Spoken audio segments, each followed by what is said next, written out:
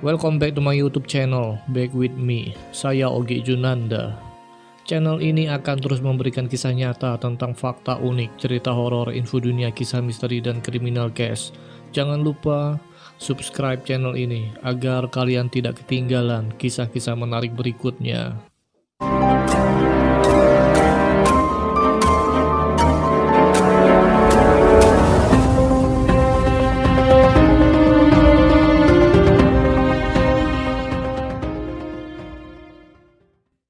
Ido Gal Razon, tentara Israel. Dia merupakan salah satu anggota batalion ke-51 Golani Brigade, pasukan tentara Israel yang melaksanakan operasi Clear Wind. Operasi ini merupakan penyerangan terhadap warga Palestina di tengah semenanjung Gaza pada tanggal 20 Desember pada tahun 2007. Para tentara Israel menyerang desa Al-Mudazar dan Kem Magazi. Mereka menembak secara membabi buta. Dalam operasi tersebut sedikitnya 8 orang tewas dan 21 lainnya terluka, termasuk anak-anak akibat operasi tersebut. Selama masa tugasnya, tentara yang bernama Ido Gal Razon telah membunuh sekitar 40 orang warga Palestina. Para pejuang tentara Israel membunuh atas perintah, namun hak kesehatan mereka diabaikan. Mantan tentara Israel yang bernama Ido Gal Razon ini mengalami trauma yang begitu dalam. Namun satuan tentara dan rumah sakit menolaknya. Pemerintah Israel juga menolak untuk melakukan pengobatan secara psikis terhadapnya. Sedangkan jiwanya terganggu. Dia dihantui rasa bersalah. Hampir setiap malam dia dihantui orang-orang yang telah dia bunuh.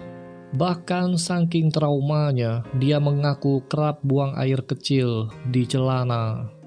Ido Gal Razon mengatakan, mereka datang kepadaku dan mengatakan, mengapa engkau membunuhku? Menurut pengakuan Gal Razon, dia tidak menyesal telah membunuh sekitar 40 warga Palestina. Tetapi dia marah karena dia tidak mendapat pengobatan psikiater untuk menyembuhkan traumanya. Pemerintah Israel tidak kunjung memberikan terapi pengobatan atas trauma parah yang dialaminya.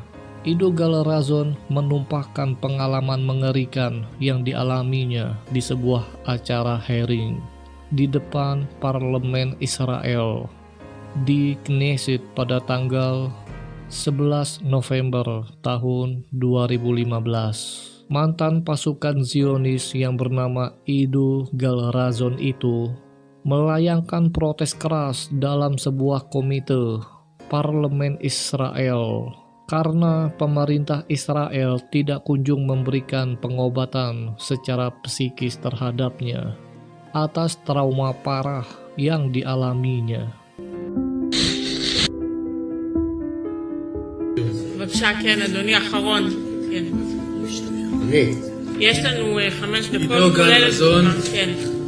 אני רוצה להציג לכם נתונים שאתם מפרסמים, שאתם אומרים פה בגלוי. אני הייתי לוחם גולני, עידו. גדוד 51. איך השם? איך קוראים לו? גל רזון, גל רזון. שיניתי את השם אחרי הצבא בגלל האירועים של הצבא, שיניתי הכל.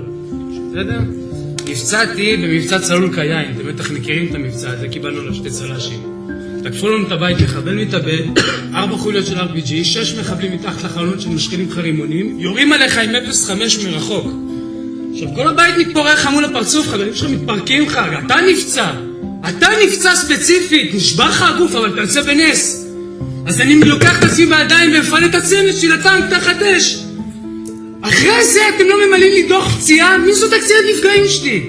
איפה הוועדה? איפה? מי היה אמור לקחת אותי ליחידה לתגובות קרב? וזה אחרי התקלויות שנצאו אותי בקרב ולהילחם לבד. נטשתם אותי, לא יצאתם החוצה באפקט החממה שבן קובני נהרג. לא הוצאתם לי כוח. ודוד ציני ואורן אלטמן דיברו איתך, משה צים, אתה היית מח"ט גולני, נכון? הייתי מח"ט גולני. אני הייתי גם גולנצ'יק, למה אתם לא מטפלים בי? אני הרגתי בשבילכם בידיים האלה, אתם אומרים חבלים דם על הידיים? אני הרגתי בשבילכם יותר מ-40 איש! רצחתי! אז מה אתם פה היום? 9 שנים אין לי 1%? אמא שלי צריכה לשלם לי את הכל? 10,000 שקלים, 100,000 שקלים, מה נראה לכם? פה ככה זה עומד! אמא שלי שילמה לי את הבית חולים של הפציעה שלי בעזה! אתם תבעתם את אמא שלי! אין לי דוח פציעה! מי זאת הקצין נפגעים שלי? מי זאת? יום אחרי... מצאתי את עצמי מחוץ לגולני! למאזי! בא לי מאזי, מספר ככה איתי התלהמות, מרגמות, ארפיג'ים, מתאבדים, מתפוררים. מה אומרים לי, נפצעת בגולני, נשמה, לך לגולני, מה אתה רוצה פה, תתקדם, עזוב אותנו. מביאים אותי לעוד יחידה ולעוד יחידה ולעוד יחידה, מתזזים אותי בצבא, ואף אחד לא לוקח אחריות, אף אחד לא מטפל בי! ואני מתלונן, אני צועק, אני משתין בלילה מפוסט טראומה. הוא בא אליי ואומר לי, למה הרגת אותי? למה הרגת אותי? אתה יכול להפגן ככה ביום אחרי שיש לך ימים כאלה? אתה יכול לאכול? אתה יכול בכלל להסך בחיים? ואני הייתי מועמד לטייס, והייתי בפרויקט חוות 3 מודיעין, היה לי מוטיבציה הכי גבוהה מגולני, אחרי טירונות, הלכתי לגיבוש שייטת, רק לתרום, רק לתת. כל המשפחה שלנו תרמו בצבא. עגלת רזון שהוציא את הטנקים מהתעלת סואץ, רזון של משפחה שלי, זה אח של סבא שלי, קראו לו מר חלוץ. אתם פה בזכותנו. יש לכם עוד משהו להגיד? כי הנתונים שאתם מציגים הם שטויות. שקר. את יודעת את זה ואתה יודע את זה, וגם אתה יודע את זה. כולכם פה, כל המערכת כשלה. כל המערכת. איך מחבל מקבל כסף ואני לא? איך מחבל מקבל טיפול ואני לא? יחידה לתגובות קרב 5 שנים אחרי שאני כבר כאילו מפרקים שוחרר, לא ידעתי שזה קיים. אני מגיע אליהם, אומרים לי לא, המצב שלך כבר חמור מדי, אנחנו לא יכולים לטפל בך. גם מהם קיבלתי סירוב. גם מהם, עכשיו אתה אומר זכאים לטיפול רפואי בזמן שהגשת תביעה? למה אני בכלל צריך חוות דעת רפואיות? אני נפצעתי מול לחימה. אני נפצעתי בלחימה. תן לי לדבר. אני מלי רזון, אני אמא שלו, אני אחות בהדסה 35 שנים, מנהלת היום במוצא. שנים עבדתי בטיפול נמרץ, יודעת לטפל בחולה מונשם, בחולה מורכב, לא יודעת לטפל בהתפרצויות האלה שאתם רואים. מתפרץ לו 3 דקות ואתם מזועזעים.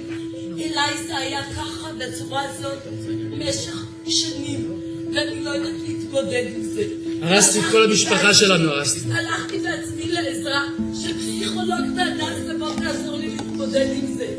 קשה לי, המשפחה התפרקה, אבא לא מוכן לטפל בו, זרק אותו מהבית, פסיכיאטר אמר לי, הוא מתפרץ עליי, תזרקי אותו מהבית, זרקתי אותו מהבית, זה היה לפני שנה. הוא אמר לי, גם אם הוא יתקלקל ברחובות, תזרקי אותו מהבית, אם הוא צועק עליי. איפה אני? הוא רוצה עזרה, הוא בסך הכל ביקש עזרה. שלחתי אותו לפסיכולוגים, שלחתי אותו לפסיכיאטרים פרטיים, הכל פרטי. כשהוא הלך לפסיכיאטר בהדסה, התחיל לדבר גם להתפרץ. הם לא רוצים לשמוע אותי. פסיכיאטר, אתה יודע מה? זה מהחדר. אותך לא רוצה לטפל בך אם אתה מתפרץ. אבל זאת המחלה שלי, שאני מתפרץ ולא מטפלים בי. זאת המחלה שלי. עכשיו את הוועדה, אני יעיפו אותי משם מהוועדה. לא ייתנו לי לדבר ככה, כי זה הדיבור שלי. שהוא לא קטוע יד, לא קטוע רגל, לא עיוור, ואין לו חסר בגולגולת יש לו. גם אלה, הוא נראה לכם שלם, בריא וחסון, אבל הוא מרוסק. אני שלחתי בחור שהיה מלח הארץ, בסדר? התקבל לטייס ואמר לי, אמא, אני לא רוצה להיות טייס, לוחם, אני רוצה להיכנס במחבלים. רגע, הוא 3 שנים מחכה לוועדה. תודה. תגיד את זה. זה לא 3 שנים, מה זה 3 שנים? אני נפצעתי ב-2007. איפה מ-2007, 3 שנים? עכשיו גם את הרטרואקטיבי הם יביאו לי רק כזה שהגשת הוועדה. לא! אתם שלמו לי מ-2007, לא מאז שהגשתי. כי אני ילד בן 20 פצוע, לא יודע. לא יודע, מאיפה אני אמור לדעת את הדברים האלה? אני התפרץ עם מחלה. אני לא ידעתי. כלום אני לא אמור לדעת, על פי החוק, אני כלום, אתם אמורים לטפל. אתם הגעתם, שנייה, הם הגיעו אליכם ב-14 יום בצוק איתן כדי להגיד אנחנו עושים פתאום. אוקיי, במבצע צלול קיים לא עשיתם, לא הגעתם לבתי חולים, לא טיפלתם בנו. לא טיפלתם בנו. Demikian luapan emosi Ido Gal Razon. Dia adalah seorang mantan tentara Israel Dia membunuh atas perintah tetapi tidak mendapatkan pengobatan atas trauma yang dialaminya. Di hadapan anggota komite parlemen, dia kerap kali berbicara dengan nada tinggi, diikuti dengan gebrakan meja.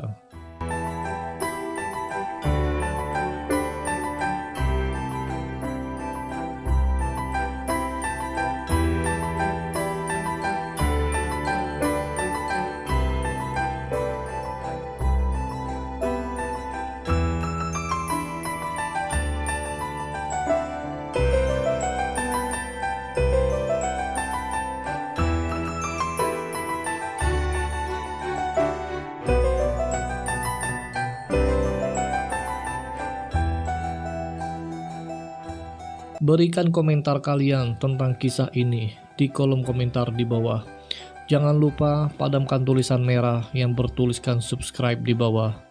Saya Ogi Junanda dan saya akan kembali dengan kisah-kisah menarik berikutnya.